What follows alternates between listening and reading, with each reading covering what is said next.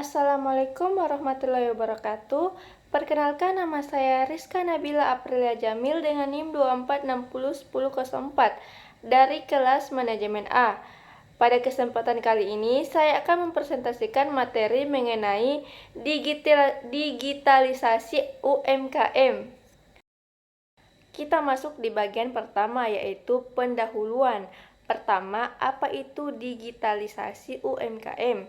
Ini adalah proses transformasi fundamental di mana pelaku usaha mengadopsi teknologi digital untuk mengintegrasikan seluruh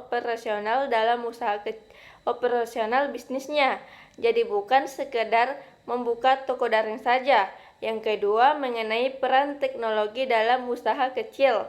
Teknologi berfungsi sebagai akselerator dengan otomatisasi pencatatan keuangan, manajemen rantai pasok yang transparan, dan pengelolaan stok secara real time untuk mengurangi kesalahan administratif.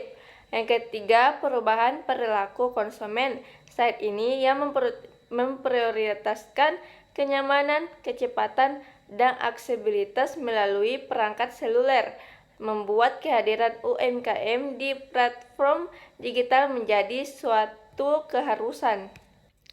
Selanjutnya bagian B, yaitu marketplace seperti Shopee dan Tokopedia. Pertama, pengertiannya adalah platform perantara berbasis internet yang menjadi wadah pertemuan virtual antara penjual dan pembeli tanpa batasan geografis. Kedua, cara kerjanya yaitu menyediakan sistem back-end seperti katalog, integrasi logistik, payment, gateway, serta escrow system atau rekening bersama untuk menjamin keamanan transaksi. Yang ketiga, keuntungan berjualannya adalah memungkinkan jangkauan pasar hingga nasional atau internasional tanpa perlu biaya sewa, infrastruktur yang besar, serta mendapatkan akses ke data analitik tren konsumen. Yang keempat, strategi optimasi toko meliputi penerapan SEO marketplace, menggunakan foto produk yang jernih, deskripsi yang komprehensif, dan melakukan manajemen ulasan secara responsif. Dan bagian C, yaitu media sosial seperti Instagram dan TikTok. Pertama, peran media sosial adalah sebagai alat pemasaran interaktif untuk membangun komunitas, nilai merek, serta hubungan emosional dengan audiens. Kedua, cara membangun akun bisnis adalah dengan melakukan migrasi ke akun profesional agar mendapatkan akses ke dashboard analitik dan melakukan optimasi profil dengan menyertakan tautan kontak yang jelas. Dan ketiga, konten yang menarik itu adalah kombinasi seimbang antara konten edukasi, produk, konten promosi yang persuasif, dan konten hiburan yang mengikuti tren. Keempat, algoritma sederhana media sosial memprioritaskan konten dengan engagement tinggi seperti komentar, simpan, dan bagikan. Semakin banyak interaksi, maka semakin luas jangkauan konten tersebut. Dan masuk ke bagian D, yaitu digital branding. Pertama, pengertiannya adalah strategi membangun identitas, citra, dan reputasi di dunia maya agar bisnis dikenal dan dipercaya. Yang kedua, identitas usaha dibangun melalui penggunaan elemen visual yang konsisten seperti logo, palet warna, dan nama yang unik sebagai wajah bisnis. Ketiga, konsistensi brand harus dijaga di seluruh kanal, baik itu marketplace, media sosial, maupun WhatsApp untuk memperkuat memori visual konsumen. Keempat, kepercayaan pelanggan dibangun melalui kejujuran dan deskripsi, kecepatan pelayanan, dan penggunaan bukti sosial seperti testimoni pelanggan.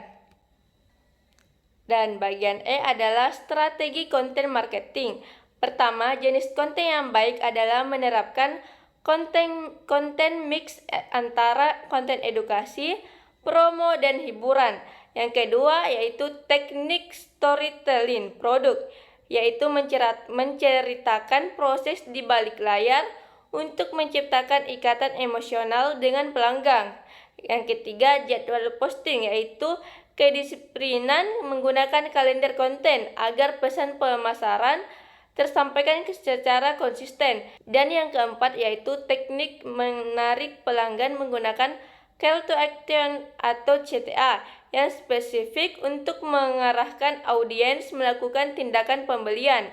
Dan yang terakhir yaitu tantangan digitalisasi. Pertama, kurangnya literasi digital yang bisa diatasi dengan mengikuti pelatihan daring dan berdiskusi di komunitas bisnis. Yang kedua, persaingan online yang menuntut UMKM menemukan unique selling proposition atau keunikan produk agar menonjol dan tidak terjebak perang harga. Yang ketiga, biaya iklan digital yang perlu disikapi dengan cermat dan disarankan mengoptimalkan pemasaran organik terlebih dahulu.